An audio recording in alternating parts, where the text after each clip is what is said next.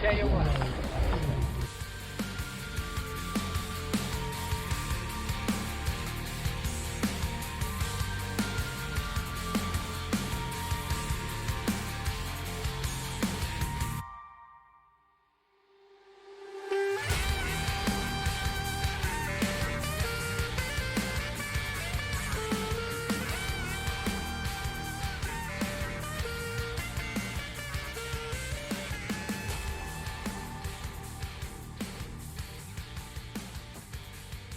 I'm waiting for it.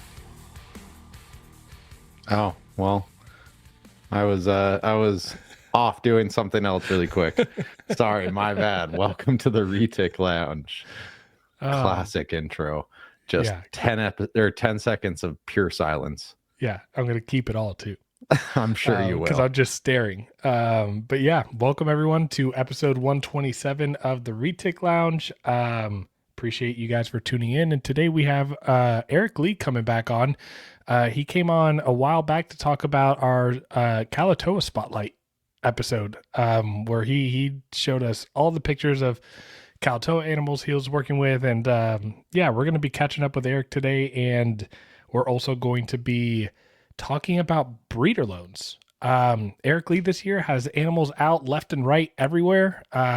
He's done them in the past. I've done quite a few breeder loans before. I've also done consignment, so I'll talk about that as well. I know Nathan has experience with doing breeder loans. Yep. And I think that I think breeder loans are, in my opinion, right? And I'll just say this: I think breeder loans are such an invaluable part of breeding reticulated python specifically because of how many eggs these animals can have, and not only that, how large of animals that they can be. Yeah, I was going to say just the logistics of getting the animals back and forth, depending where they're coming from, going. Right, exactly. So I think that it can be really amazing to have people in your circle that you can work together and not have to spend money on all the morphs and all the genetics, and you can use people that you're close with to create this breeder loan. But there's also just I know a lot of people getting into this are kind of weary, mites or this or that. And so we're just going to cover just about everything under the sun when it comes to doing breeder loans. So that way, by the end of this episode, you guys are informed to make that decision if you think it's right for you and your business. Yeah. Before we get into that, we just want to thank our Patreon as always. Head over to the reticlounge.com patreon.com/the Retic Lounge. Join for as little as $5 a month. Do we have a website coming? Is that what you're saying? Are you hinting at a website here? I mean, you might as well at this point. I do want to also give a shout out to one of our sponsors, Cold Blooded Cafe. Use reptile code use reptile code. There you go. There you go. See, now we're both 0 for 1 starting off. Use code Reptile Lounge 20 for 20% off of your next purchase. If you guys are looking for just high quality rodents in the U.S. that they are getting them sourced from, quail, pigs, rabbits, quail eggs, what are they called? Anoles. They just got everything under the sun at some point or another. So hit up Des with Cold Blooded Cafe. Appreciate the sponsorship from you guys and the partnership. Yeah, one thing that I did want to do, Nathan, as well. We don't normally go through all of our sponsorships and everything. Mm-hmm. But I do want to let you guys know that we are going to be working on our sponsorship with what was formerly Heli Guy Serpents. And he just rebranded. We're going to be having him on to talk about his new rebranding and his new purchase. He's been doing some amazing things. I just want to give Chris a huge shout out. And he's had a lot of success with the 3D printing stuff that he's doing. And then also, I still see some of you with the ugliest logos ever. Hit up Adler. Hit up AE Foundry. Get a nice professional logo. You guys are spending tens of 20s of $30,000 on these high-end morphs and chasing the dream. And you're hitting up one of those people that hit up our inboxes. Would you like a logo? And it's like a cartoon snake. Like get a good logo. That or the old $5, Right. All right. Nate, you got anything else before we bring Eric on? No, let's do it. All right. Whether you've poured your heart and soul into your reptile business or you've just begun your business journey, AE Foundry has you covered with next level expertise in graphic design, motion graphics, videography, photography, and so much more. If you've been dying for a new logo for your reptile business, motion graphics for your current logo, a new website, or need assistance making your video podcast come to life, then listen carefully. AE Foundry's mission places storytelling at its core. AE Foundry believes that a distinctive story and background are the driving forces that set your brand apart. In today's market, consumers seek more than just products. They crave a connection built on trust with the brands they cherish. AE Foundry is committed to empowering small businesses and fostering authenticity that resonates with their consumers. Reach out to them and let them help you craft a visual narrative that helps establish a genuine and lasting connection with your audience. To contact AE Foundry, email them at aromero@aefoundry.com or on Instagram at AE Foundry. When it comes to housing your retics, trust me, you're going to want an enclosure that will be just as strong and durable as your reticulated python. The Heartland Reptile Enclosure is next level tough and will outlive you and your retic by several generations. Heartland Reptile Enclosures are designed and manufactured out of powder-coated aluminum to provide the highest quality and longevity available in the reptile enclosure. What makes them even better is they are lighter than your PVC and plastic enclosures out there and are extremely tough. Stop playing around with plastic enclosures for your large constrictors and step up your enclosure game with the Heartland Reptile Enclosure. To inquire about one of these enclosures, speak to Jordan himself at Heartland Reptiles on Instagram, Facebook, and on TikTok. Here on TRL, we preach about the importance of using hooks, feeding tongs, and other tools with your reticulated python all the time. Animal Equipment by Stoney not only has all the tools you need for any snake you keep, but they have the absolute best hooks on the market. What sets Animal Equipment by Stoney's hooks apart from the other guys is their polycarbonate hook ends that provide a warm feel that won't disturb or bother your retic, ensuring a positive interaction from the get-go. Since 2008, AE Stoney has been supplying zoos, herpetologists, and other animal professionals with their tools. It's time for you to step your hook game up and buy an AE Stoney hook. To learn more and purchase one of their amazing products, visit aestoney.com. Hey, what's up, guys? What's going on? For you back on. Yeah, man. Glad to have you back on. Thanks for coming on short notice. Yeah, Nathan and I lately have been just like, we have like 2 or 3 episode ideas and we find out like the day before which one we're doing it. And so just appreciate your flexibility and willingness to come on in a pinch of time. That's all good. Yeah, no worries. I appreciate it. You guys having me on. Yeah. Yeah, and it's over 100 episodes since we last saw you. So was it really? Kind of cool. Yeah. He was cool. like one of our, I think he was in the first 10. Yeah. Okay. That's pretty damn cool. Yeah. So nothing's changed as far as how we do this, Eric. Everyone who's listening knows who Eric Lee, the Super Dwarf Snow King, is. I'm curious. Rather than you going into like the spiel and the background and all that stuff, why don't you just kind of tell us like what's been going on since the last time we talked, projects that you're working on, and I know that you were working on like redoing a snake room or snake garage, and there was like a mishap that dropped, and like that was postponed, and I'm curious where all of that is now. Yeah, basically with the renovations for that, basically I converted one room, the house is done, and my garage, and this is when I first moved here, which was like 5 years ago now. I had a general contractor license that turned out to be garbage, burned through about $125K out of pocket, then had to wait 2 years before the state license board even came to check it out. But at the time, they're like, well, you can fix it beforehand, but obviously by the time we get to you, if you fix it, there's nothing for us to investigate because you fixed it. So then it sat there for 2 years that I had to look at and realize, oh, I got hosed over for, I think, almost 130 grand. Roughly, something like that. California is ridiculous when it comes to that shit. So basically, I waited the 2 years. I got, a whopping, what I get back, $18,000 back out of it. So I had to get it rebuilt, which obviously takes time, more money, and just a little bit of my sanity and patience. So almost there right now for the grow out room. That's basically done, which I posted here and there on Instagram. The garage, I'm waiting to get. I need to upgrade my main panel for my house, but for me to do that, my electrician is telling me he'll need at least 24 hours. Probably not even 24 hours, but on the safe side, 24 hours. He shut off all my power. I have eggs cooking, girl cycling, so that's a no go until probably It's breeding season. summerish. We're in the thick of it right now. Yeah, so he's like, "You sure you can?" I'm like, "Nope, absolutely not. Won't even risk it. It's not even a thought in my mind right now." But Yeah.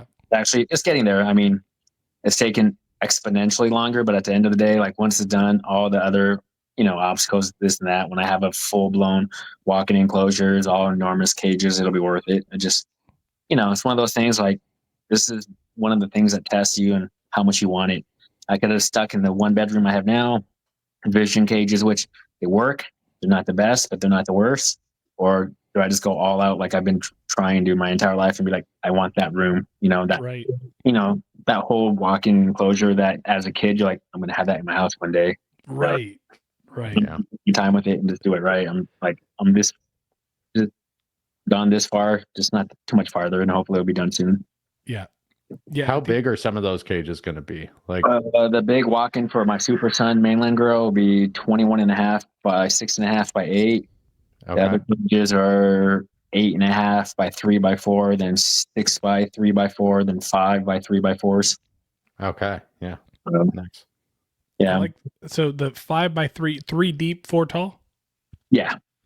Dude, that's gonna be epic. So those would be basically. I mean, the way I look at it, like giving the STs more room, they'll probably get bigger than what people are like. Oh, they're supposed to stay small, but I don't want like I have a lot of retics, and I want to basically trim it down to like maybe a quarter of what I have now. Just everything from that point on. Once I get everything done and built, everything be maternally incubated. Whatever makes it, makes it. If they don't, they don't. So That's be it. Dude, that's where I'm at. Like all of my locality stuff, I just want them to like maternally incubate, and if it goes, it goes. If it doesn't, it doesn't.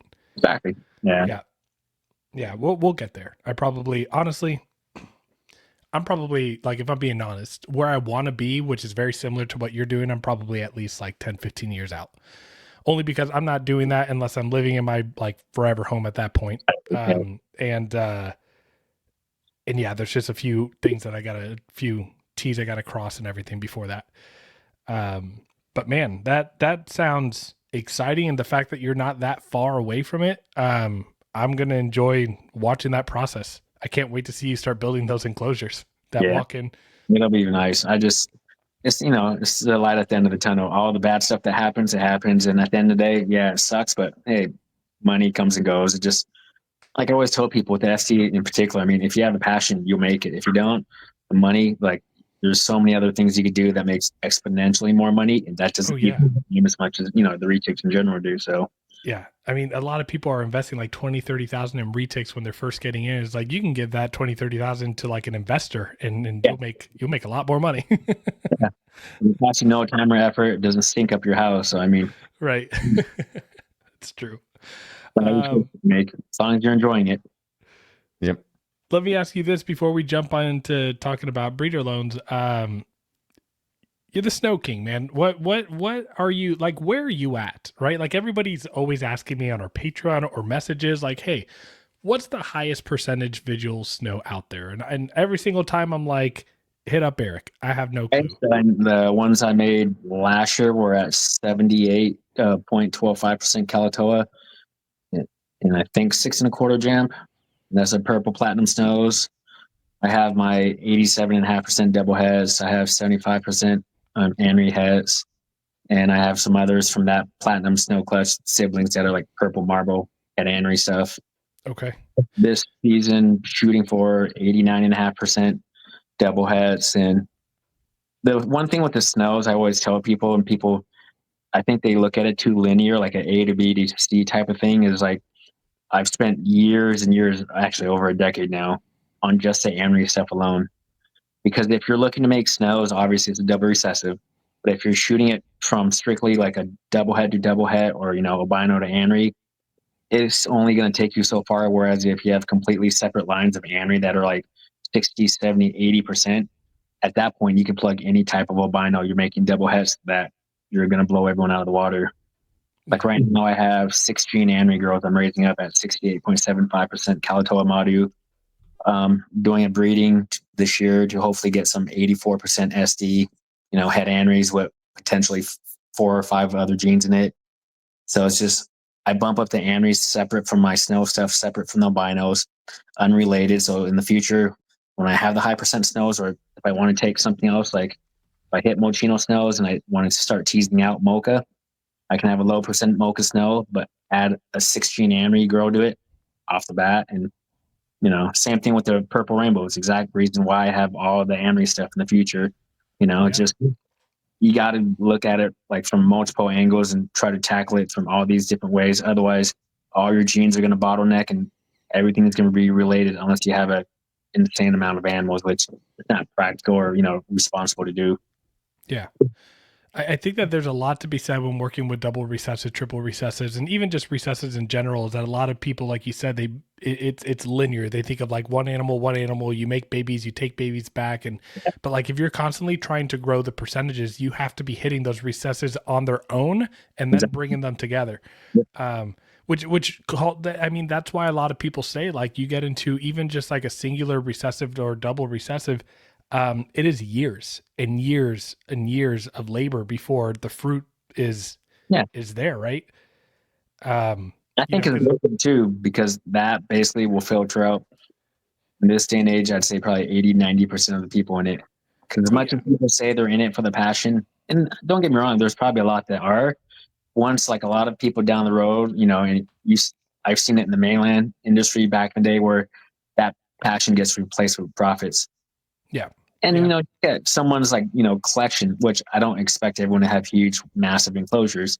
But if they've been in it 5, 10, 15, 20 years, but they show the same enclosures, but just 100 more of them, I mean, how much of that is passion? How much of that is profit? Yeah. Right. No, I absolutely agree. And as a matter of fact, I think like we're starting to see a correlation now that the people that have been doing this for a while that continue to do it for a passion and not the profit, we're starting to see these people downsize. Right. We're starting to see people realize, like, man, yeah, keeping 120 adult retics, and again, vision enclosures, right? They're not terrible, not the best. It kind of, I don't know, like I feel like at some point the passion, if it stays there and it's the priority, you're eventually going to want to move closer towards that like natural type of setup. And I'm not talking about bioactive and all that, but like larger enclosures, plants, like that, those kind of things, fake plants, whatever. But man, so you mentioned working on the snow stuff. So let me ask you real quick, how many visual clutches of snows have you produced that were 75% Super Dwarf or higher? 1, 2. I have these 2 visuals, and I've had like 4 of like 75% double head stuff and head stuff. Yeah. But my main thing is like I've never, like, my first visual was from a 75% double head that I produced back in, let's say, March 2016. But my thing is like I've never want, like, people like, why don't you just bring, put stun back to mom? I was like, why would I do that? But more importantly, it's like I'm not trying to flood my own market. It's one of those things where the snow market has been pretty stable and pretty, like, substantial for 10 years when you look at 75% and above. Obviously, like 5-6 years ago, the 50%, 62.5 and all that stuff, market was high, it's coming down, which, is expected. It's like kind of, I don't want to say we're growing. That's like the basic, but at 75%, which, like I said, I made that in March of 2016. That's still a benchmark for a number of people. People it should be higher. Like, that's just to work your way up. I think is 12 to 15 years, depending on the odds and sex ratios of what you get. So I mean, it's substantial. Eventually, I want everything at 80 or 90, but it's just a good benchmark because that market and me and probably 2 or 3 other people have the ability to make 75 or higher. Yep, exactly. I mean, even in today's day and age, if you have a visual snow that's 62.5% or higher, you're one of the very few. There's not a lot of those animals made. And you bring up a good point with market value. I my biggest fear for the snow project, I want it to continue to stay stable, but I'm worried that like a lot of people might start to get a little bit neglectful and just start doing snow to snow pairings and just like that be kind of like the benchmark of just constantly doing that and then having an entire clutch of snows. That was it. You're gonna sell 2 at retail, and the others are gonna blow out, and you're gonna absolutely alienate and piss off those first 2 people that paid retail for it. Yep, Which is why you need to do that, because at the end of the day, like a high end market like that, if you're producing like say I have 2 75%ers I could breed together, I'll never do it. But like what like it doesn't benefit me long term. Like it's a kind of a money over like progression the way I look at it. Like yeah, I make them. Obviously, I have a whole clutch of 75% snows. I'll sell 1 or 2, maybe 3 retail price, whatever. And what do I do with another 10 or 12? You know. Whereas I use those animals separately, and like you said before, outcross and go to 87.5%. Yeah. The market will always be there as long as you're progressing forward. But if you're doing, like you said, if there people are banging out snowy snows, like that's going to flood the market, then people are like, oh, it's not worth it. But why are Eric's or other people's, animals so high priced when these other ones? Because they're not banging out clutch after clutch, or, I only usually don't even shoot for a snow clutch a season, because unless it benefits me, like making a visual snow doesn't really benefit me in terms of my breeding progress toward whatever my goal is, because that's kind of the end game. Right. This season, I'm doing it on certain things just to kind of, hey, that's my benchmark to plug into back to peers and like bump it up, or new combos, genetic combos, where it's kind of a pain in the ass when you're trying to add, a couple new codoms to a double recessive if it's not like in the pathway. Otherwise, it just takes forever. Right. Yeah. No, I totally agree. Well, man, you got some really awesome projects that you're working with. Obviously you have some ammunition as well with some of the mainlands that you have that you're taking into Super Dwarf stuff. 15 years from now is going to be insane with the stuff that you end up producing. That's the way I look at it. You got like all these people like, oh, I want it next couple of years. There's nothing fast in an SD game. I don't care if it's localities, anything that, like you said, 75%, whether it's even turnates or this or that, like that's a decade. Yeah, exactly. And that's someone that's actually going to stick through it. Right. We're both working the turnate ocelot game, right? And you want to get 75% visuals. You got to make the 50% hets. You then gotta, and then you gotta use 2 clutches, right? Because you want to try to take unrelated animals and try to diversify. And then after 4 years of that, you produce the 50% visuals. You then got to take it back to another pure turnate, right, to get 75%, right, and do that twice. So, and then it's another 4 years after that to get to the visual. It's a long road. Which makes you appreciate the 93.75% Super Dwarf stuff that you have. Exactly. Yeah, it's insane. Hopefully next year I'll have 96 and whatever that is after the 93.75 that I'll be going for just like really nice platinum stuff and Anri platinum stuff. No other genes. Just the way I look at it, like especially for more entry level, not necessarily breeding, because a lot of people will send me messages about like, oh, and I want a really cool, just a pet. I'm like, oh, that's cool. What are you looking for? Well, I like one of your snows or this or that. I'm like, yeah, those are kind of pricey for a pet, which there's nothing wrong if you want, a pricey pet. But to grow the industry in terms of just broadening our, kind of view instead of just strictly breeder animals, or, we need a lot of like, I don't want to say entry level because that sounds bad, but like, a 80 or 90% SD, whatever. But like a single codon tiger. Yeah, tiger. Right, tiger's a perfect one. Stuff like that, or even a really nice high yellow, like, platinum Super Dwarf, which, most SDs are garbage in terms of their yellows, but occasionally you get some like outliers, but stuff like that where you can be like, hey, that's a $1,000-$1,500 animal, but it's going to say small is 90% SD. Right. That's another kind of avenue I'm going to start branching off into in the future. Yeah, the pet stuff. I think that there's definitely a market for it. Yeah, that's a good point. All right, you guys ready to jump into breeder loan stuff? Yep. We also want to thank VivTech Products for being an affiliate sponsor of the Retic Lounge. Stop by VivTech Products for the best UV spectrum lighting on the market that will enhance and improve your snake's overall well-being and health. Visit vivtechproducts.com and use the code ReticLounge23 today for 15% off. Again, visit vivtechproducts.com and use our affiliate code ReticLounge23 today for 15% off. Looking for the perfect accessories for your hatchlings or juvenile retics? Look no further than Heli Guy Serpents. Our sponsor, Chris Sexton, is coming in hot with an amazing 3D printer, creating top-notch perches and other caging accessories for your beloved pets. Enrich your retics environment with their high-quality products. Use our promo code TRL10 for a 10% discount on your purchase. Visit them today at heliguyserpents.com and start giving your pets the best. Heli Guy Serpents, the premier source for 3D printed caging accessories. Again, that's www.heliguyserpents.com and use our promo code TRL10 for 10% off all of your 3D printed accessories today. Okay, so like I was saying kind of in the beginning in the intro and everything, I think that there's a lot of value in doing breeder loans, but Eric, you're doing quite a few this year. I'm curious, like, to start off with, like, what are you looking to hit on some of those breeder loans? And I guess, like, why was it appealing to you to do them?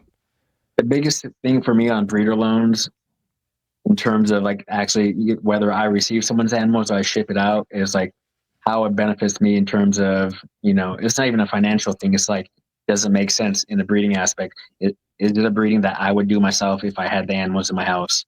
If it's one of those things where I can do it myself, it's great. But when you have it where you can kind of like, delegate responsibility and the workload, is fantastic, because I'm at 80 some retics, maybe 90, I don't know, something. It's a lot.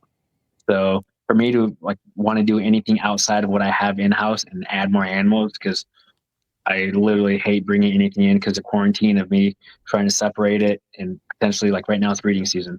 If I were to bring something in that, heaven forbid, has something, it would be an absolute nightmare to be like, oh, now I got to troubleshoot 80 some retics, what girls that are gravid, what girls that are breeding, and this and that. I always look at it as from a standpoint of, okay, say me and you, Lucas, we're going to do a breeding loan. Does this breeding make sense? First off, is it worthwhile to do like that project, the breeding itself? Is it something where it's going to mass produce what everyone else is, or is it something new and different? Or how is it going to benefit, breeding down the road? So I kind of look at it from that point. And my other one, another main point for sending it out, is like, we all have a finite amount of time in the day for whatever we do, whether snakes, family, work, just hobbies, whatever. So if you can kind of split that up, it's nice to be like, you can find people you trust that are on the same page, ethically, morally, responsibly, where you trust them to basically take care of the animal the same way you would if you're doing it yourself. Right. Yeah, and I agree with that aspect. For me, like when I do breeder loans with people, I'm looking at like how also how active they are in the community, and like if they're trying to like build that name for themselves. Because if they're active in the community and they're trying to build a name with themselves, you're much, much less likely to get screwed over by the person, or like something bad happen. And that's why I like, I like keeping a close circle, but like a lot of the new people that are coming in, are like people that I would inquire about like doing breeding loans, because a lot of people are spending good money, and they're putting their Instagram out there, and they're wanting to get like their feet wet, I think that you make some really solid points in regards to like, how does it benefit you? And it's kind of the same for me, right? It's like when I want to do a breeding loan with someone, it's like that person has something that I don't, and I don't want to add another adult retic into my possession. Or I have something that they want that I also think that when they pair to that animal that they have, is going to produce something that is, I don't want to say relevant, but it's going to be a substantial production, right? If someone asks me like, hey, Exactly. Someone asked me like, hey, I have a 50% Super Dwarf Platinum, can you send me a pure male for a breeding loan? And I'm like, well, you're making 75% platinums. Like, Yes, yeah. it doesn't make sense to do that, right? Because there's two other people or 24 other people that are going to be doing that pairing within the next couple seasons. So yeah, it's got to make sense. If you're okay with it, Eric, I'll talk about the breeder loan that we're doing. Yeah, fine. So I have obviously got my pure female Slayer, and one of the projects that I've been watching that the animals look really, really nice. A lot of people talk about is what Shane is doing with his Sunfire, Sun Tigers, purple OGS stuff, right? Yeah. I first of all, to get a double visual purple OGS from Shane, it's hard, right? Like, he doesn't make a lot of them available. He doesn't produce a bunch of them. And so it's not like he sells them like candy, right? But like, I thought, like, how amazing would that be to take to a Slayer, right? Because we've seen what Slayer purples look like. Yeah. We know what Slayer tigers look like. And then if you look at the Slayer color and then you look at just like an OGS, like, it's a no brainer. Like, that locality was meant for that project. And so I got lucky that one day you hit me up and you're like, hey, I'm thinking about moving this animal out. And I was like, hey, let me do you one better. Why don't you get him off your hands, send him over here, and let me take it to my Slayer. And you want to know what's funny? This is a perfect example of a project like that. Breeder loans don't have to be about making a bunch of profit, because these animals that I'm going to be selling are 50% Slayer, right? Slayer tigers, Slayer sunfires that are going to look amazing, right? But they're not going to be small animals. They're going to be double het for OGS and purple, right? But like, we're not talking about like $1,000, like thousands of dollars for these animals or anything. It's not like we're going to get a bunch of money from the clutch, but the production and like the long-term investment of the project is going to produce probably some of the best looking purple tigers out there. Yeah. So yeah, that's where my headspace was. A lot of color in the OGS stuff in the future. Like you said, I mean, it's a no-brainer. Yeah. But so that's kind of, again, what like I'm looking for in terms of like a breeder loan.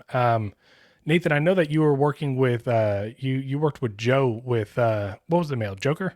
Yeah. 25% Kalatoa, 25% Jampea. That was the first clutch I did with the animal I got from Eric. Yeah. And let's see, what's Joker? He's a Anery Golden Child Platinum Sun Tiger. So we made that all double het snow, and then our 4 snow, and then what were their percentages? There were visual aneries, but no purples in the clutch. Yeah, what were the percentages again of the like? Let's see. 50% Kalatoa, 18.75% Jamp. Yeah, I mean, with all those incomplete dominants in that clutch being produced back in like what, 2020? 2021? I think it was 21. Yeah, so like a 3-4 gene incomplete dominant with double het snows or an anery het purple. Or, and then I'll be able to bring those babies back to an anery from Richard Bilbo. That's kind of the next plan with that project. Very cool. Yeah, like that, again, it makes sense, especially back for 2021, getting a 50% double het snow with a bunch of incomplete dominants. Like that was like where the market was. Yeah, that was a good pairing. Mm-hmm. Yeah, that was a fun one.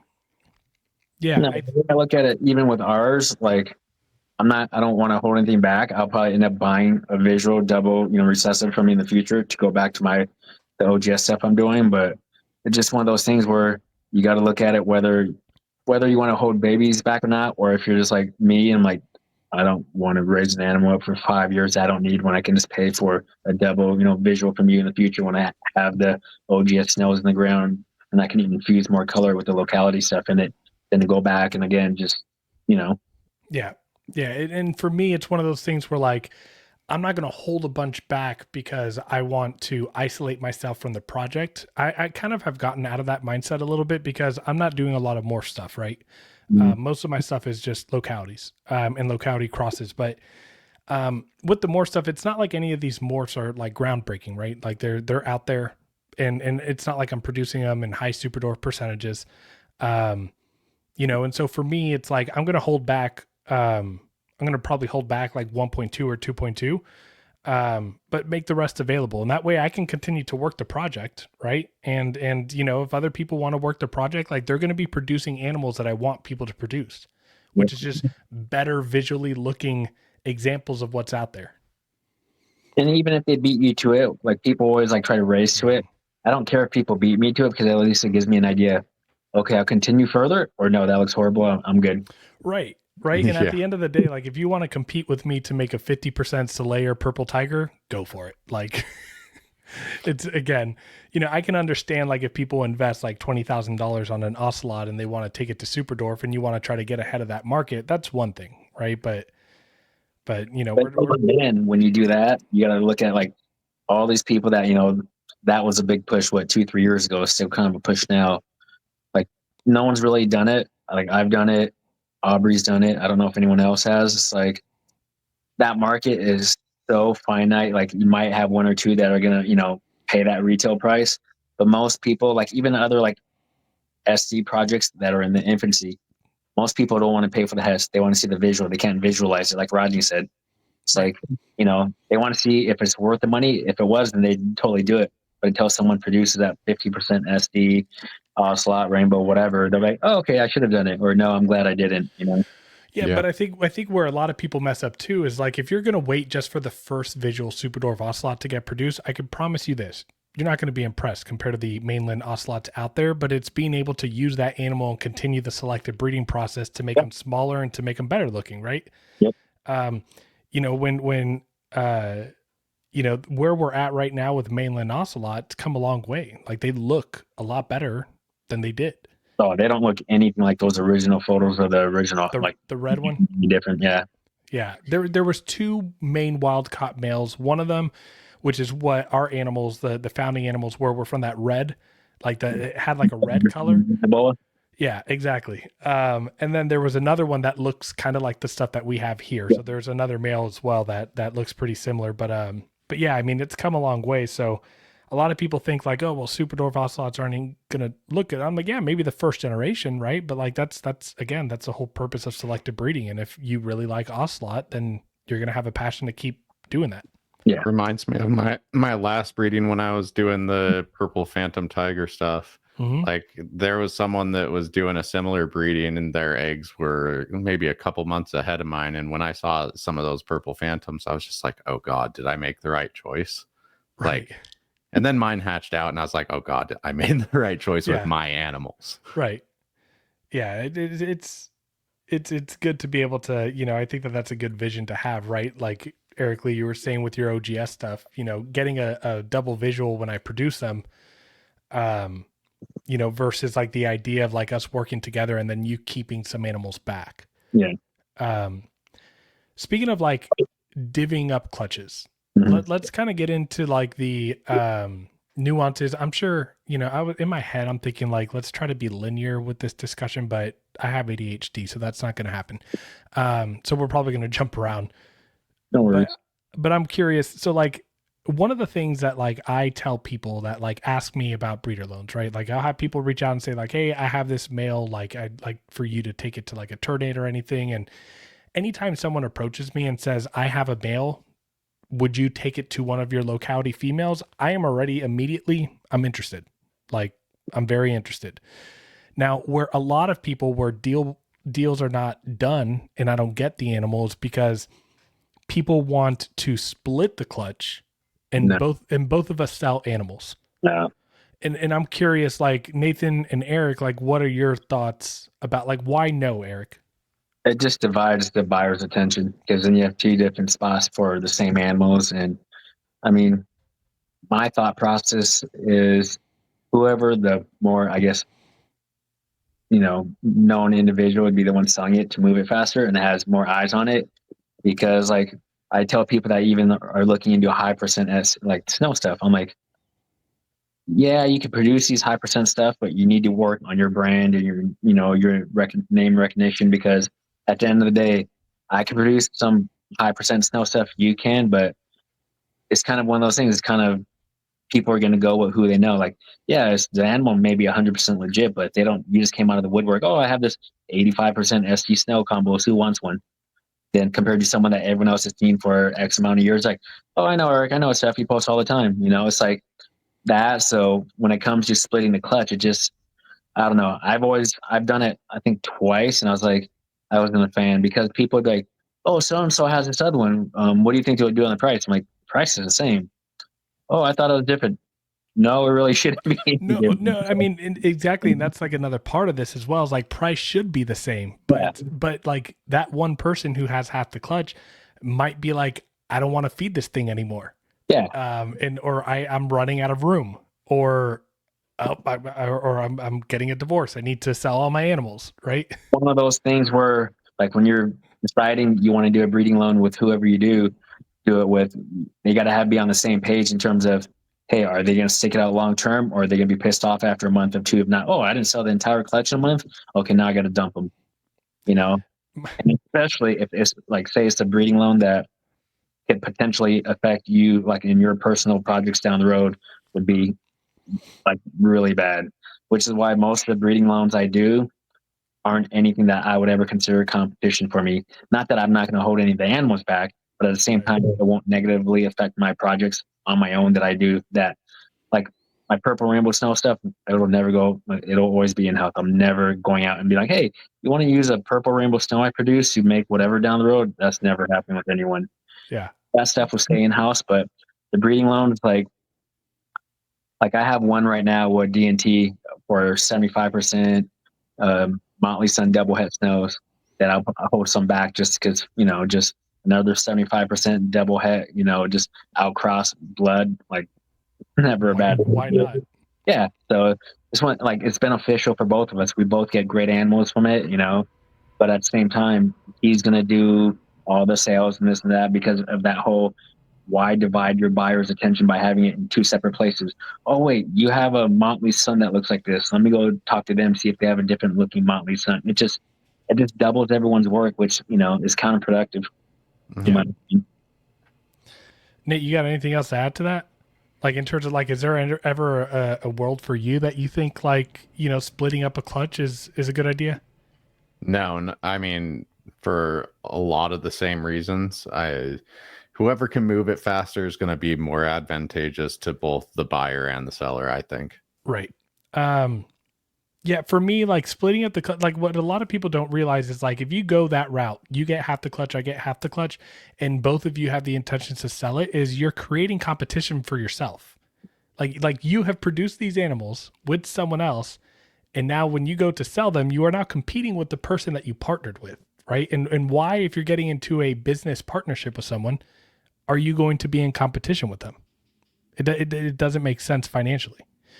Now, there is one situation that I think would be advantageous to split a clutch, but that is when both of you don't have the intentions of selling any animals, or maybe just selling one or two from the clutch. And that's like a project of, that like for me is like my Ternate Ocelot stuff, or like my locality Ocelot stuff that I want to be doing, or I have this tiny little super Dwarf, pure here, the one that the sibling, the one that you sold the sister to. Okay. Yeah. I mean, she's going to produce a clutch of like 10, 11 eggs. And, I have James, who I tried pairing he has a visual anthrax ghost, right? So that's a clutch. Like, if he wants to take half and I take half, right? Yeah. Because we're going to hold back those animals, right? It's only 5 animals each. So I think that's like a good idea of when to split a clutch, is when you both have the same intent of wanting to grow the project and you're not selling the project. Yeah. And that's something you need to talk to the person with beforehand, so you're on the same page. So you're not trying to hold yours and he just dumps his, and now you're like, oh, great. Right. Exactly. So, definitely. And that's where a lot of trust comes in, right? Like, I don't know, being able to trust like the words and the intentions of the other people. And I don't know, I'll always tell people as well, like, hey, if we're doing this and we split the clutch and like for some reason you got to get out, or like whatever happens, like send me those animals. Yep. Like don't don't just dump them, don't toss them. Yeah, trust I think is a really big thing when it comes to like doing breeder loans. But at the same time, again, for me, the breeder loans that I have done, I've only sent an animal out once. And it's actually on breeder loan now with Chris McVicker. Okay. I forgot I was doing that breeding loan. So yeah, I got a breeding loan with Chris. Nathan, you're on mute. Damn. That's the really nice Annery project though, right? Yeah, that's the Green Machine or Green Goblin, however you want to call it. Yeah.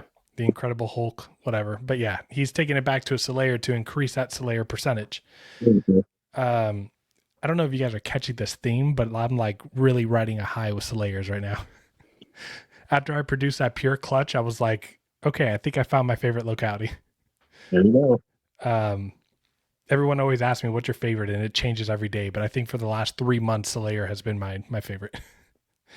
But yeah, so I'm doing that with Chris, and I've sent an animal out. But for me, like people are sending their animals mostly to me, right? So I feel like for a lot of people, that's like they have to have trust in me more than I need to like have trust in them, because also every single breeder loan that I've done, maybe besides the one with Chris, we haven't talked about this part of the detail yet, but I've also sold the animals, right? And you can ask Rodney, you can ask anybody that I've sold animals and done a breeder loan with, but the first half, like the first payment that they make, if it covers that individual's 50% that I owe the other person, I give it to them. Like it's not my money, right? On the rare occasion where someone puts a down payment on an animal and I give that other breeder who sent me the animal that 50%, right? Because I generally split in half. I get 50%, they get 50%. If on the rare occasion that they like need a refund and ask for their money back, I do have a policy that states no refunds, but I also don't want to be an asshole. Like if you need your money back, I'm going to send you your money back. It's just easier. Yeah, it's kind of be done with it. Like, it sucks when the animal's actually shipped, but if it's beforehand, then like I don't have an issue with it. Even usually, I'll say to Samson, there's no refunds, but life happens, and yeah, exactly, and it just makes it easier. Like, okay, here's your money, we're both good. Right. So on the rare occasion that like I send, let's say Eric, I produce this clutch. Someone buys an animal for $1,000. They put a $500 down payment on the animal. I send you that $500. In a week, they ask for the money back. I'll refund them that $500, which now comes from me. But what I will do is I'll communicate with you. I'll show you the statement and the refund and just let you know, hey, the next, the next money that comes into me that I would, would go to me first. Right. And I have a way to organize that to make sure that like, if people ask for the proof, like I'm showing them that. So yeah, I think people have had to put some like trust in me, but like with Chris, he's someone that I trust. He's someone who's active in the community. He's someone that definitely does not want to have a bad spotlight on him, right? Like, I don't think he's going to go out of his way to bend over backwards to screw anybody over, not just me because I'm really good friends with him, but because like the people that are in the industry that like care about their name, their animals, their reputation, like aren't going to do anything. No, they're not going to jeopardize it. Yeah, exactly. So yeah, I mean, it's just one of those things where like trust definitely goes a long way, but have you done any breeding loans that aren't like 50-50 as far as the split of money? No, everything's always been 50-50, either split money or like you said, where we split the clutch in half. Like I'm doing breeding loans with Andrew with the Tornado, rainbow stuff, and we have no desire to sell any of them. Yeah, I would kill you guys. Basically, we're just gonna like split the clutch. Okay, your half, my half, and we're good. But no, I mean, like I said, usually I don't really do breeder loans all that much. This season's like through the roof with breeder loans, but just because it makes sense. But it's one of those things where I tell people like, they're always like, well, what would you consider for a breeding loan? I always tell people like, don't ever use an animal that, it sounds bad, but don't ever use an animal or risk an animal that you can't afford losing. like if that's your cornerstone animal that you haven't been like he hasn't sired all the clutches you need him to do, don't just randomly like, oh, let me send you this one only animal I have that my entire collection is based off of. It's one of those things where, okay, if you have a male that he did what he needed to do at your place, and you're like, okay, it could be beneficial for my project, but Lucas has an animal. Hey, let me call Lucas up. Hey, would you be willing to do it? Not just randomly be like, okay, this is my lone animal that I depend everything on. Let me just go start Right. kind of sending him out to everyone and be like, hoping I can get clutches out of them. Right. Like we were talking about my ocelot before this, and like how, he sired a clutch at 11 months old. And since then he just has not locked with any females that are like definitely building follicles. I would not go and send him out to go and like breed with other people, like, because I still need him for a lot of females. Like, I'm not sending him anywhere. Yeah. When I sent mine out for that exact reason, like, I don't repeat any of my morph breedings. The only thing I've ever repeated are the pures, just to have more stuff to outcross in the future. My morph breedings are basically one and done. So when I talked to Andrew, and I was like, yeah, Bernie's, kick ass. I was like, let's do it, but I don't have any projects for him, even when he comes back here, whether I move him out or he just becomes a pet. But yeah, like once he knocked out those clutches for me, like I was good. He's gonna. So I've thought about the idea of like after I use my ocelot of like selling him, but I'm gonna be honest, I don't think there's a more beautiful retic than an adult ocelot. Oh yeah, like they just so I'm definitely probably gonna keep him and put him in like a 10-foot enclosure. Yeah, there's a good chance I'll probably hold on to him because, I mean, they're just a beautiful retic. So yeah, I mean, something like that. I love localities, but I will say, like, with no shadow of a doubt, the most beautiful retic in my collection is my ocelot.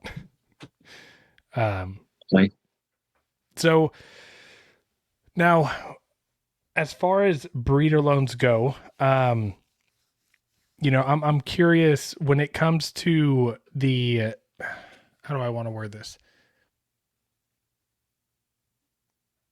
So I guess like, let's talk about like communication and communicating with one another's. Because one thing that I love about working with you on breeder loans, this is the second mail that you've sent me. You sent me a platinum, 87.5% Calico, a platinum Anery. And unfortunately my female just like didn't go. It didn't work out. I sent it back to you. He also was a dickhead, dude. He was mean.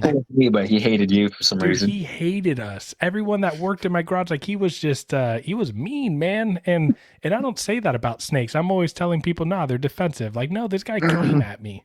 Like, at least small though. Hey, no one ever believed me about Joker until that video came out, and I'm like, here, look at what I was dealing with this asshole. Yeah.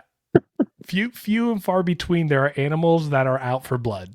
Yeah. Like they are out for blood. We have a couple of those, so yeah. And he was just that male. Like he did that. But anyways, the thing that I love about doing a breeder loan with you is like, if I don't update you, I don't hear from you. Like you don't care until like the snakes are producing. You're like, hey, good job. It's one of those things. It's kind of like when people ask me now, like, well, how often do you check on your eggs? I was like, when I first got back into it, it was literally like every week. Oh, let me get all the water off. Let me, wipe the edges of the egg. Now, like I check 1 month in, 2 months in. That's it. Same. Yeah. I'll lift the lid open maybe 3 times now in the whole 85-day process. Exactly. I'll check them. I put them in there. I check them after 30 days and candle them, and then I probably don't open it up until, sometimes until I even see them pip. Because what I've learned about healthy retic eggs, it doesn't matter how much water droplets fall on them, they hatch. Yeah. So yeah, so in terms of like how, I guess like, you have an animal over here, right? But like, let's say someone has an animal over there with you and everything. Like, I guess like what's important for you as far as like communication goes, and like where are the benchmarks that you want people to be communicating with you? Basically, like, I did the breeding loan with Jennifer at Mod Exotics, and she sent her double het Anery Indo here. And basically, like the updates were okay. Well, I got her.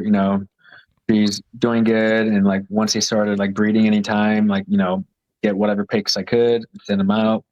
And basically up to the point where, okay, like I never got an invert pick, but she never inverted at all. But, obviously once she started laying, got pictures.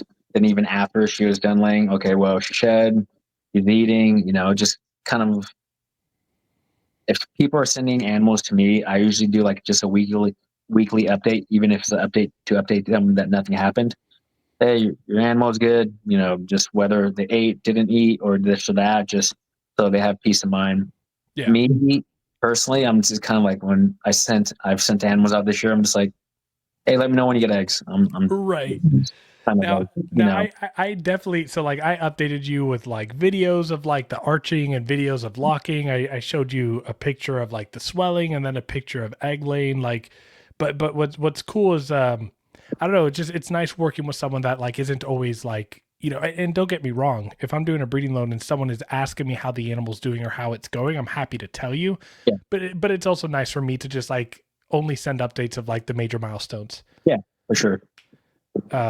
But yeah, I think for me, like communication, like, and again, I think it goes back to how much you trust the person that you're doing a breeder loan with. Right. And if you take a risk and you do a breeder loan with someone that, if you do a breeder loan with someone that like you don't know super well, but you've been talking to them, right?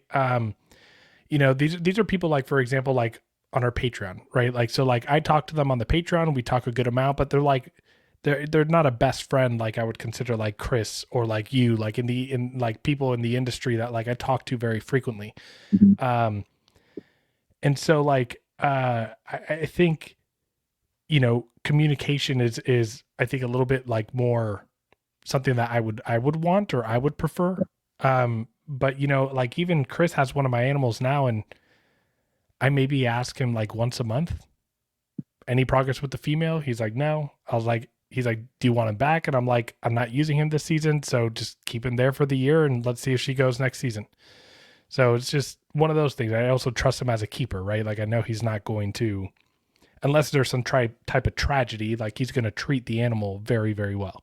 Yep. No, the biggest thing is just like trust and communications when you're doing breeding loans, because odd fluke things can happen, but for the most part, you shouldn't be doing a breeding loan with anyone that you don't have trust in, because like, why would you even risk it at that point? Right. So it's one of those things where you mutually respect each other and you trust each other, and there should be that line of communication where, like, God forbid something happens, to be like, okay, like, they explain it. Now, I've heard horror stories of people like after the fact, hey, how's breeding loan going?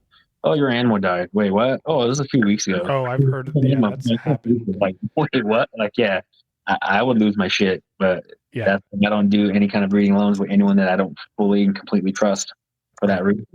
And, Right. And to be honest, like if I were to send an animal out, like, and I'll just say this now, and you bring up a good point. Like if I send an animal out and that animal dies, I'm going to let that breeder know like ahead of time, like, hey, if the animal dies in your possession, let me know. I will pay for a necropsy. Yeah. Like absolutely. I'll pay for a necropsy. So that way, like I want to know factually what happened to this animal. If it ends up dying of dehydration, right? Like we got a problem. Yeah. But yeah, I think that's like an important factor. Yeah, you try to, with the breeding loans, if it's someone new, like say you trust them, but it's someone that you haven't worked with before, try to get everything written down like as thoroughly as humanly possible, just so that way, I mean, there's going to be contingencies that you guys don't think of just because it's life and it happens, but like all the basics, like ins and outs, like who's selling it, who's keeping them, who's rating, like stuff like that.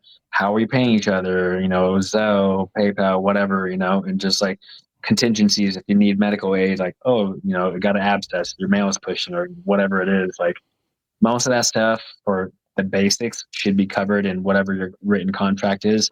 So that way you both have something, refer back to if something does happen. Oh, that reminds me. That was another thing that came up in our breeder loan with your purple OGS Sun Tiger. He was pushing at one point, and I sent you pictures. I was like, yeah, and I think by the time that I sent him out to you, like I had, when I do this for all my snakes, when they tend to push and like their lips get swollen, I act proactively, and even if there's like no issues with the gum, I'll still take a cotton swab or a Q-tip with iodine.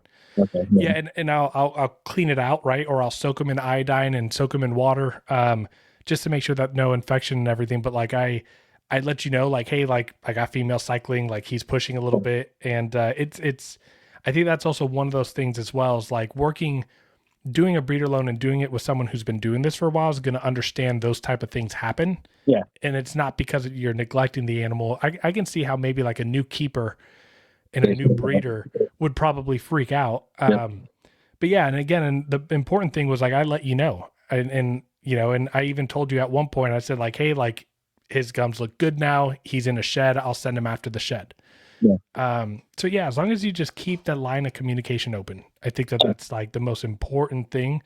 And if something goes wrong, just like don't hide it, right? Like if your female nails the male, like let the other person know. Yeah. You know, don't try to rehabilitate the animal under the rug and like, you know, send him back and the guy's like, what, why is there 2 gashes or scars on my snake? Yeah.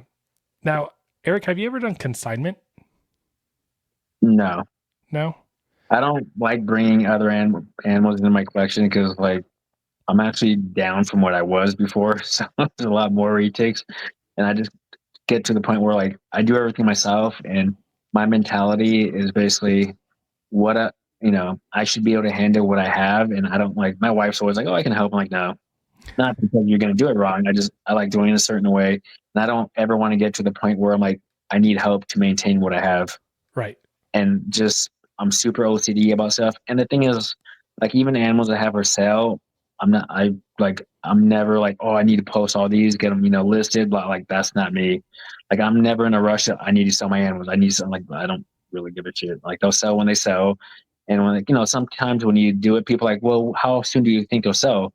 I'm like, I'll tell people, I don't know, hopefully within a year. They're like, wait, what? I'm like, That's my goal for every clutch. yeah, so you're gonna, that's why like I have stuff from last year that I haven't posted. I don't think. So I'm just like, I'll get around to it. But like I said, all the animals I keep in my house are fed the exact same, whether I'm selling them or keeping them. Right. And people go, I'm not pushing them. I'm not maintenance feeding them. It's just every single animal. I have a feed card on everything I have, whether it's staying or going. It doesn't matter. Same thing with sheds and all that. I just in that way, I guess I'm really low key and like, I take care of my animals, but I'm not like trying to, rush them out the door too soon or like, oh, I need to move them. I just kind of go with the flow when it comes to that. So I just never like the extra responsibility. I would probably just be in the back of my head all the time. Like, oh, well, it's one of those things that it's kind of like when people do payment plans on snakes. Like I've done it occasionally here and there on higher end animals. And when it's like, 3 or 4 months, I'm like, if I had a replacement, I wouldn't care as much. But sometimes it's that one-off animal, like, oh, it's the last of the clutch. I'm like, fuck, I need these people to pay this off, and I can send it to them because I don't want this snake here when, oh, how am I going to replace it? God forbid something happens. Nothing ever does, but still, in the back of your mind, you're like, oh, he's $9,000 into paying me. Hopefully nothing happens with the snake. Hopefully it doesn't start pushing and acting like a jackass and Exactly. This and that.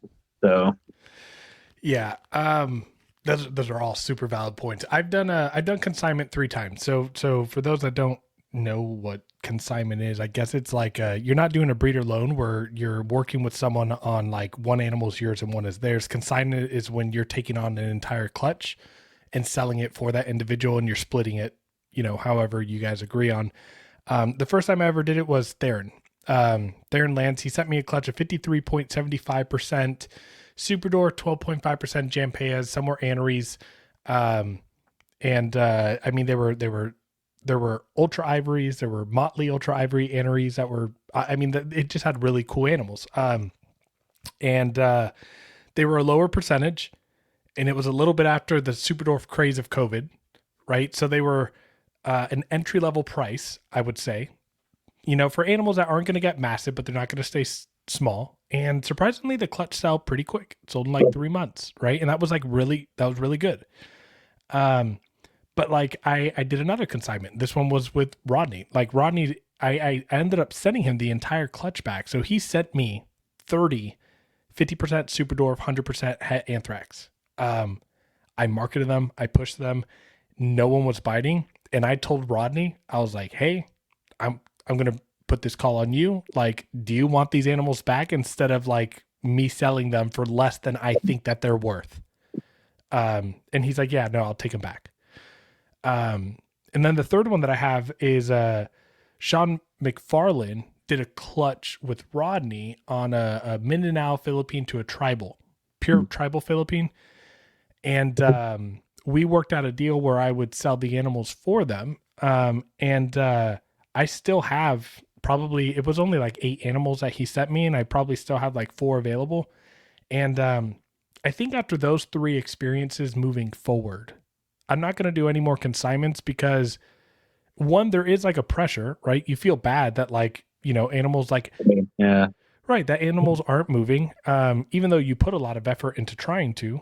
And some people aren't going to be understanding about that. They're not going to be patient with it. And at the end of the day, like I tell people, if I can sell an entire clutch in 1 year, people are like, wait, 1 year? Like that's a long time. I'm like, no, like if it's a clutch of 26 animals, I'm selling one baby every other week. Like that's not bad. Yep. So yeah, it just I don't know. They haven't been ideal. So I think I'm gonna just stray away from doing that. And then there's also the issues of like potentially people sending you a clutch and you have them in a rack and you get a mite outbreak. Yep. Right. It's one thing to receive one animal on a breeder loan. It's another thing to get a whole clutch. Any kind of like mice or heater malfunctions, there's just so many variables that, yeah. I'm too OCD to be like, oh, let me worry about someone's 30 plus animals. He's like, nah, I'm good. Yeah. Yeah, it's a lot. Maybe if like I was, maybe if someone asked me to consign a clutch and like I didn't plan to do any pairings that year, yeah, sure. Right. Like if I'm not producing anything myself, but I think at this point I'm set up. I know my pairings for the next 4 years. So yeah. I'm trying to think any other aspect of breeder loans that we haven't really touched on. I think the biggest thing is, like I said, the trust and communication. Make sure it makes sense for both of you and figure out like what like you want out of it, whether it's holdbacks or strictly just a for sale clutch where, which there's nothing wrong with as long as you're not just doing the same thing everyone else is doing. Some people get it weird where they're like, oh, well, you only made that clutch for, to sell. Well, they all sell. What's the issue with it? Right. But, I mean, most of my stuff is for like progression of whatever I'm doing. But yeah, I mean, as long as it makes sense and it sells, then what's the harm in it? Do you have a formula of like what you like in terms of like percentage split and everything like that, depending on who's doing the breeding, whose animals going where? Like, do you have a preferred way to set up most of your breeder loans? It kind of depends on what, like, whether like I'm sending out male or female and what the actual breeding is. Mm-hmm. Like doing the one I did, what I'm doing with DNT, those are making 75% double het snow combos. So the way I look at it, like that's a win-win for both of us. I'll probably hold back like a pair just for future this or that. But other than that, I probably wouldn't go much lower than that percentage-wise for me to hit whatever the bind of the breeding loan is, just because I want stuff that's going to further my projects and further that other person's. Like I'm not going to be shooting for any 50% or 62 or 68 because I have plenty of that in my own collection that I can do in-house. So it just makes sense for me to, if I want something where, okay, if this works, it's great for both of us and those animals will sell and I can hold some, for future breeding stock. And that's kind of how I go with that. Yeah. Was that your question? That and just like in terms of just payment, like whoever's doing the breeding, like do you just do straight 50-50 splits in terms of sales? Like, do you have a formula in how you like to work that? Just depending on like most of the time I just do a straight 50-50 just because like even if they're sending me a male, like if I were to take a male, depending on what it is, the likelihood of me taking a male, unless it was an extremely sought after, like one off that I don't have and I can't make or I can't get myself, then, it's still worth the 50-50, even though obviously the female is doing 90% of the lifting. Mm-hmm. This, the way I look at it is still beneficial because like like I said, I wouldn't consider taking someone's mail unless it would do something that would bring my snail stuff to another level, because I have plenty of males and I usually hold back way more animals than I ever did or want to, but I do. So I have like 19 different males on hand right now that I could use. So I mean, I don't really, so it's just, I've always done it 50-50 because I think it's fair, regardless of is your male there female or vice versa, or who's taking care of it. There's times where like if it's an odd one out, like say you get 37, I'm like, you can take the extra animal. Like I don't care. It's like, just makes it, oh, I want to, happen. No, I don't know. It's your animal. It's, you take the odd one. It's cool. Like I'm not like, my baseline is 50-50. Then whatever weird numbers we get, we can decide after. Or like if we do 50-50 and there's odd number, okay, well, let me pick first in a clutch for my holdbacks. Okay, then you can have the odd one, or, stuff like that. But I'm just usually straightforward. I tell them if you want to do it, it'd be a 50-50. Because I usually don't deviate from that. I've done it in the past where people are like, oh, I really want to use a male. And I'll be like, the breeding wasn't bad, but it didn't like progress any of my projects. So I'd be like, Yeah. let me get one, like, first pick of whatever, then you can have the rest and be done with it. And my only issue with that in the past was then like these animals start selling, then all of a sudden the percentages changed and this and that. And I'm like, oh, this is a pain in the ass now. Cause then people come back to me and be like, oh, you bred with so-and-so and these percentages are like 75. I'm like, wait, what? Yeah. They're like 50. I'm like, yeah, no, I'm not. Like I said, once again, that was on me because mentality, are we on the same page? Absolutely not. I mean, did it really benefit me? Not really, but it's just one of those things. It's kind of unfortunately sometimes it's a live and learn, trial and error. When you're getting your feet wet doing the breeding loans. Like once I've done a few, I've been in the hobby long enough where there would be probably less than a handful of people that even consider doing breeding loans with these days, just because it's not that I don't trust them. It doesn't benefit me. Right. So, right. And I agree. I like, for me, it's 50-50. And I'll say this, I've sold all the clutches that I've done breeder loans with. And yeah, as the person who's getting 50% of the profits, you're also having to feed the animals and everything. So in theory, you're making less money than the other person. But there's also like you're putting your brand out there, right? And like you're using your brand to sell the animals. Yep. Right. So it's helping you elevate your brand, right? So that's kind of like the way that I see it in that cutoff.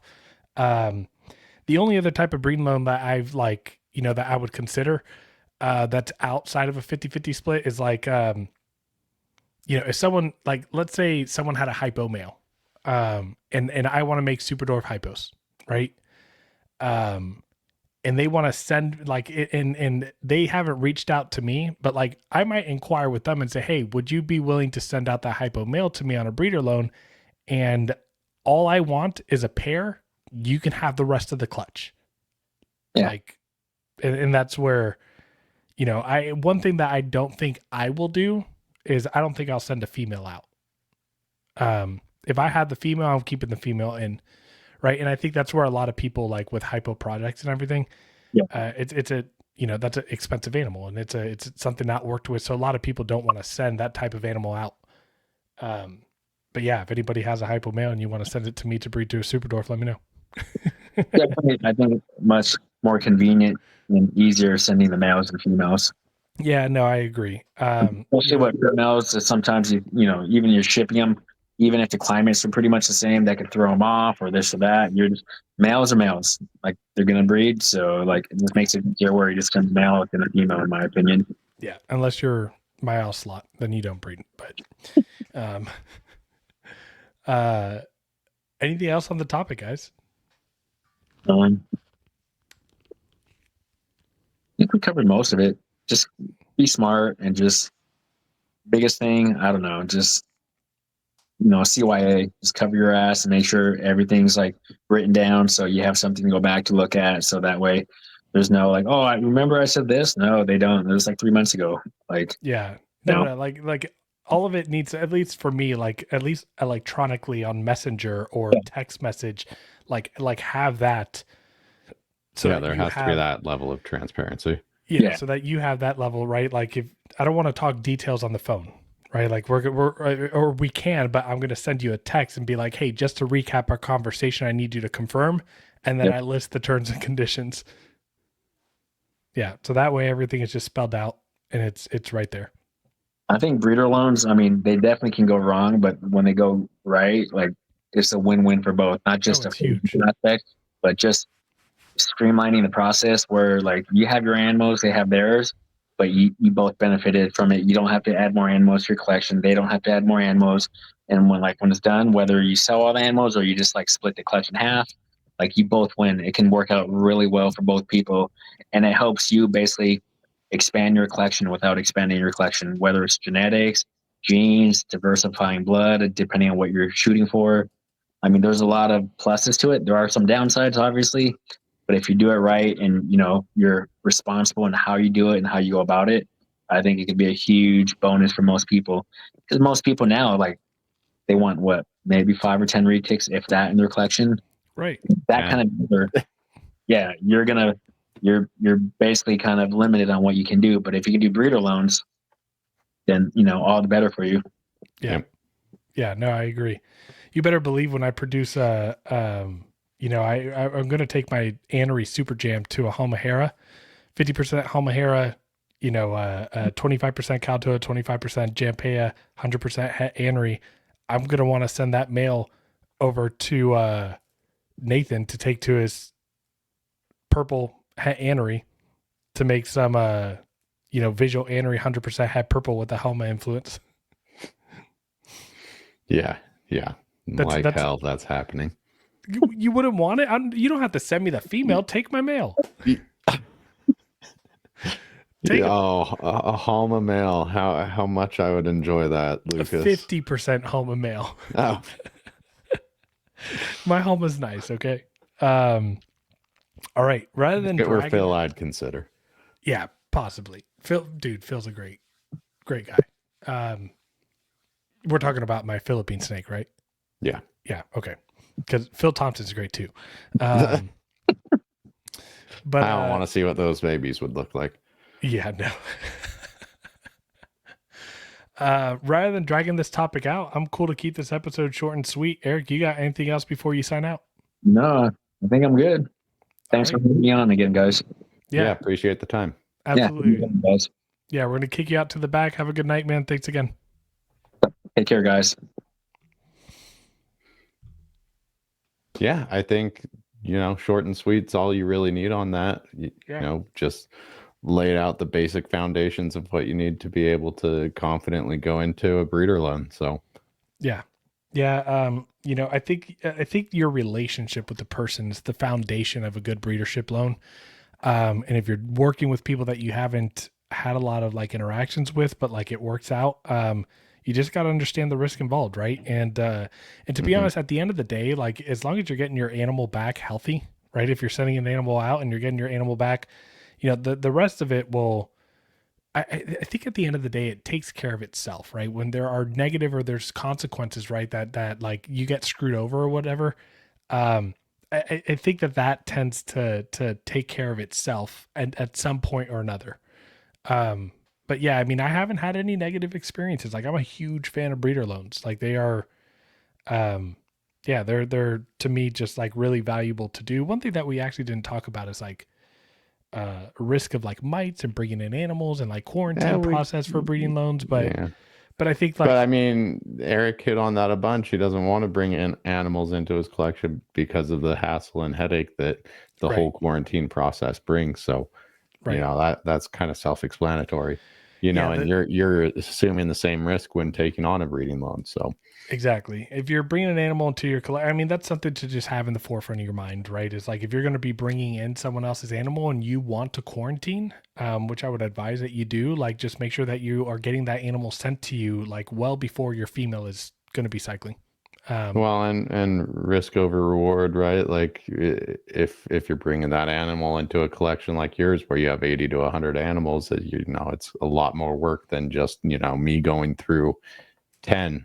Yeah, no, it's mites at the size of my collection or Eric's collections. That's not fun. It's it's a freaking pain. But all right, guys, thanks for joining us on 127. We'll see you next Friday on 128. Shout out to our Patreon again. If you guys want to join, the link below. Join us. $5 a month gets you access to the most poppin' Retic Patreon that's out there. All right, catch you on the next one. Catch you on the flippity flip.